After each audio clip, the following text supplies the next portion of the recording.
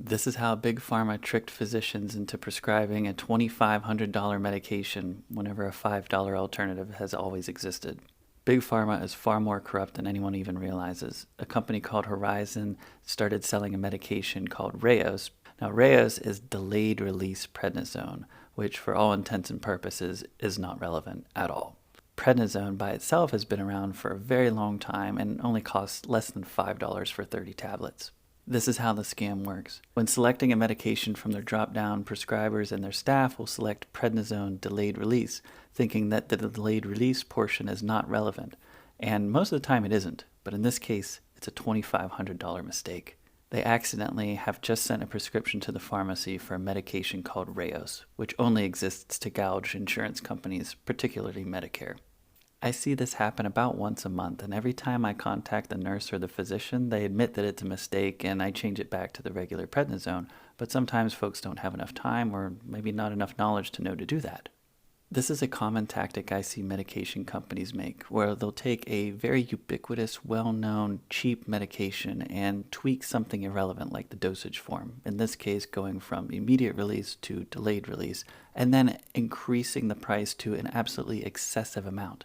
Even though the difference between the two is incredibly trite and no well-meaning physician or pharmacist would admit that it's relevant, that still meets the definition by FDA standards for a new medication entity, and thus they get patent exclusivity and they can charge whatever they want to for it.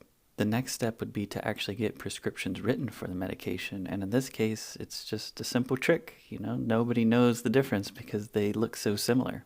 The difference is so trite. In fact, I implore any physician or prescriber watching this or pharmacist to tell me what the difference between Rayos and regular prednisone actually is. The only thing concrete is that Rayos is delayed release. Takes about 4 hours before it starts to be absorbed, which is not relevant at all and certainly not worth $2,500.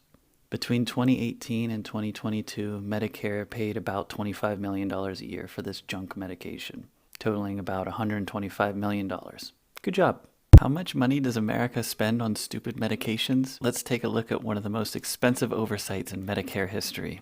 Metformin is a medication used to treat diabetes, and the extended release version is really cheap. It's only like $11 for 180 tablets, which is really good. But nothing can be easy. To confuse everyone, a couple companies decided to make brand new and improved extended release metformin formulations. One of these new formulations was called Fortimet, and Medicare spent between $30 and $100 million per year on it.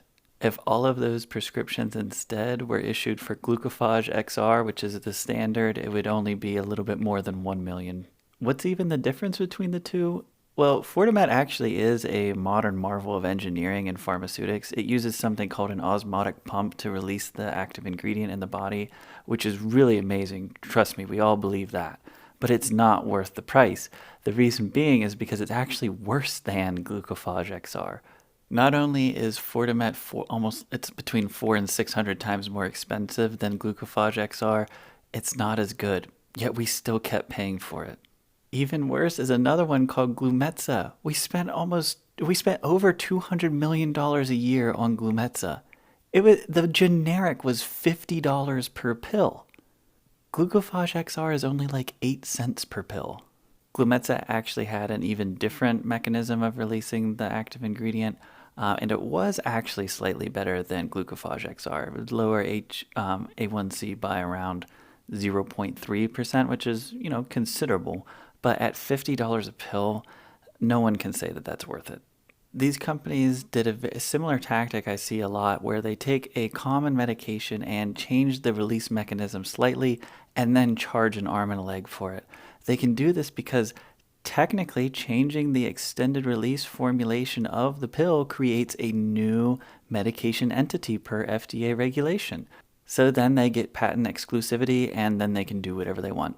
Because the things sound so similar, metformin hydrochloride, metformin extended release, metformin osmotic, metformin gastric, prescribers and their staff don't know the difference, so they just click the wrong one and accidentally spend a lot of Medicare's money.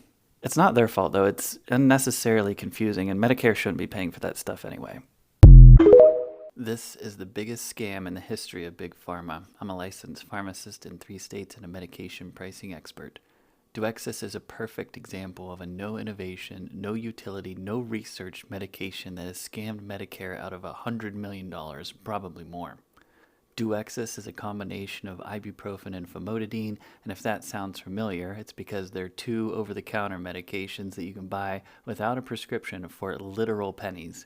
This company, called Horizon Pharmaceuticals, put both of those into one pill and gouged insurance companies for, are you ready for this?